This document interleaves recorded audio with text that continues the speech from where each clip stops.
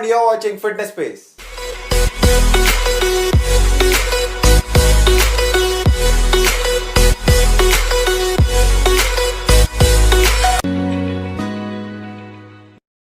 ये video BMI या body mass index पर बेस्ड है। मैंने मेरे पिछले वीडियो में ये एक्सप्लेन किया था कि BMI कब इन्वेंट हुआ था और किस पर्पस के लिए इन्वेंट हुआ था। उस वीडियो का लिंक आपको आई बटन पे मिल जाएगा। तो अगर आपने उस वीडियो को देखा होगा तो आपको ये वीडियो ज़्यादा अंडरस्टैंड होगा। और अगर आप इस चैनल पर नए हैं तो आप इसे सब्सक्राइब कर सकते हैं और बेल आइकन ऑन कर सकते हैं ताकि अमेजिंग वीडियोस आपको मिलते रहे। मेरे पिछले वीडियो में मैंने आपको एक्सप्लेन किया था कि बॉडी मास इंडेक्स या BMI एक पॉपुलेशन स्टडी के लिए इन्वेंट किया गया था और इंडिविजुअल बेसिस या इंडिविजुअल पर्सन का फिटनेस डिटरमाइन करने के लिए ये बिल्कुल इन्वेंट नहीं किया गया था। तो इस वीडियो में मैं आपको BMI के सबसे बड़े प्रॉब्लम्स के बारे में एक्सप्लेन करूंगा, जिससे आपको ये पता चलेगा कि BMI एक एब्सोल्युटली इनएक्यूरेट मेजरमेंट है आपके फिटनेस लेवल्स का। BMI का फॉर्मूला इस तरीके से बनाया गया है कि अगर आपका वेट आपकी हाइट लिमिट से थोड़ा भी ज्यादा हो जाता है तो आप ओबीस या ओवरवेट काउंट हो जाते हैं और आपको बहुत सारे हार्ट डिजीजेस या कार्डियोवास्कुलर डिजीजेस से लिंक किया जाता है। और उसी के साथ अगर किसी इंसान का वेट अपनी हाइट लिमिट के नीचे है तो उसे फिट कंसिडर किया जाता है और उसे उस डिजीजेस के खतरे नहीं होते, जैसे कि he will be fit from any cardiovascular disease, ऐसा BMI कंसिडर करता है। हाइट और वेट के साथ साथ बहुत सारे इंपॉर्टेंट फैक्टर्स जैसे कि वो इंसान का lifestyle, physical activeness, hereditary diseases या जेनेटिक्स उस इंसान का फिटनेस डिटरमाइन करता है।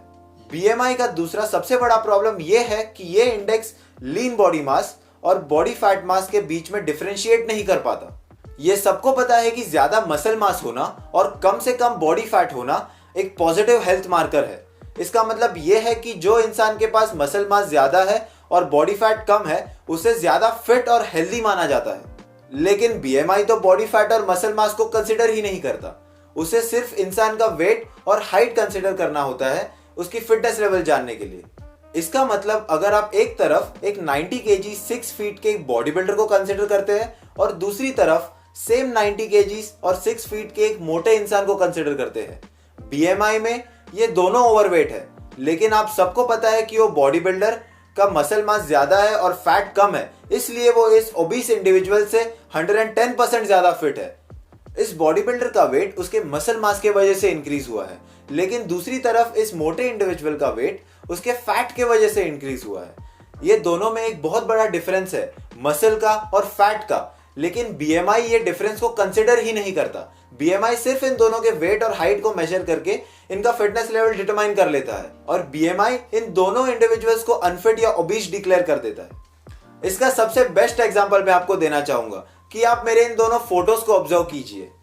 आप ये जानकर हैरान हो जाएंगे कि दोनों फोटोज में मेरा वेट सेम था 72 kgs, पर एक फोटो में मेरा मसल मास इंक्रीज था और फैट डिक्रीज हुआ था और दूसरे में मेरा फैट ज्यादा था और मसल कम था। इसी डिफरेंस को BMI कंसिडर ही नहीं करता।